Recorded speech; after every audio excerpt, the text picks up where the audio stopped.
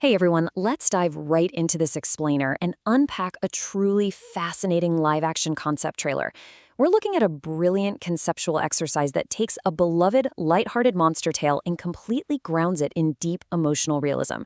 Seriously, if you've ever wondered how the themes of overprotection and isolation would play out in a high-stakes drama, well, you're definitely in the right place.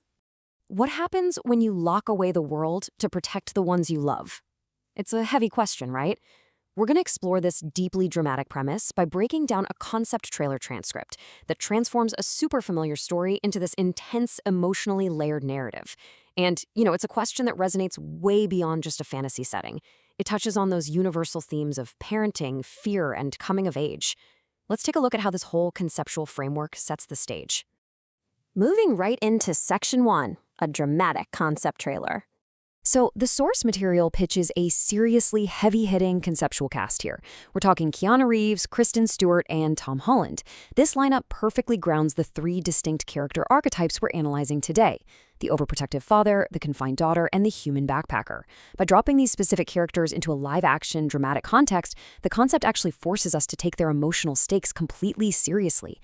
It's just such a fascinating lens to view this narrative through. It takes that quirky monster dynamic and injects it with a deeply human sense of yearning and, honestly, dread. All right, Section 2, the protector's dilemma. Let's look specifically at the father's view. Just listen to the sheer weight of time and fear conveyed in this single line of dialogue. For centuries, I built these walls. Think about that. We are looking at centuries of isolation, all driven by a deeply ingrained belief that humans are inherently cruel. This isn't just your average protective dad. This is a guardian who has let historical trauma totally dictate his family's reality. He hasn't just closed a door, He's engineered an entire existence defined entirely by what it's trying to keep out.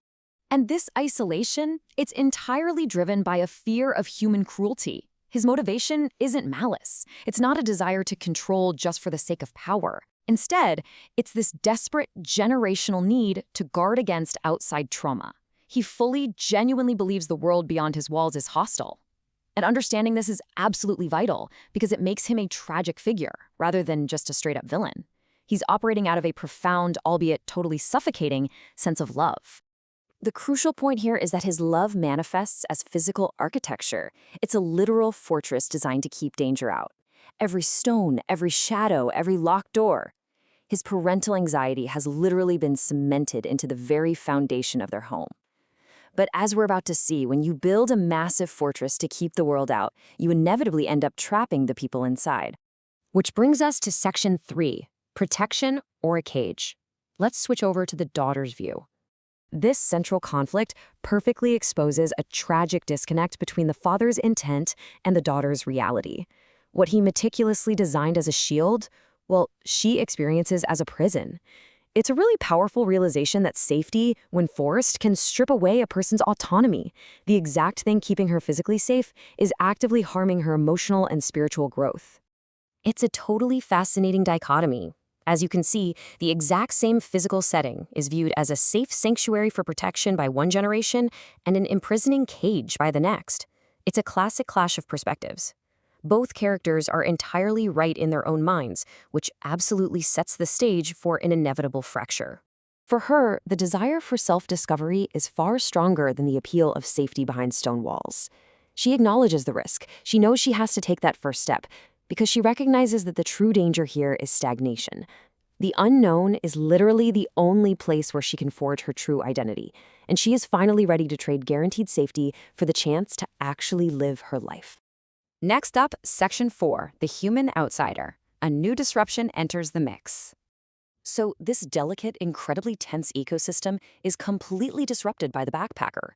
He serves as the classic narrative outsider.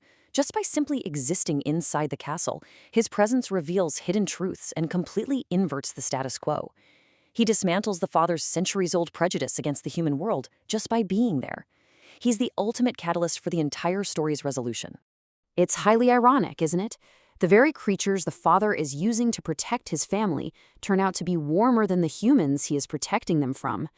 The backpacker expected terrifying monsters, but instead, he finds genuine warmth. This single line basically flips the entire world upside down. The real monsters aren't the ones with fangs. The real monsters are the cruelty and indifference found in the outside human world. And the backpacker undergoes this fascinating emotional journey of his own. He starts realizing that despite everyone telling him he doesn't belong, this hidden society actually possesses the compassion that the outside world totally lacks. The monsters are friendlier, the castle somehow already feels like home, and it's just a genuinely caring society. It's a beautiful inversion of expectations. It proves that community and belonging can be found in the most unlikely, terrifying-looking places. All this realization eventually culminates in a powerful romantic defiance. She's worth every risk, every secret, and every monster standing in my way.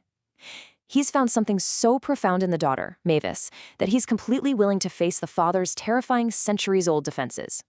He basically becomes the unstoppable force meeting the father's immovable object. Finally, Section 5. Love conquers all. Let's look at the resolution. The father finally recognizes the total futility of his architectural defenses against something as intangible and powerful as a teenager's heart. I mean, you can build walls 100 feet high to keep out pitchforks and torches, right?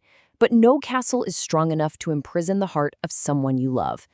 Ultimately, the physical castle has fundamentally failed to do the one thing it was designed to do. And here is the emotional climax of our explainer. The protector finally gets it. He understands that his fear was entirely misplaced this whole time. Love was never the thing he needed to protect his daughter from. Think about it. He spent centuries viewing the outside world as a threat, only to realize it contained the exact thing his daughter needed to truly thrive: love and connection. His ultimate act of protection isn't locking the door anymore, it's opening it. The narrative arc is entirely complete as the father's mindset shifts completely from fear to discovery. He moves from building walls out of terror to opening doors out of love.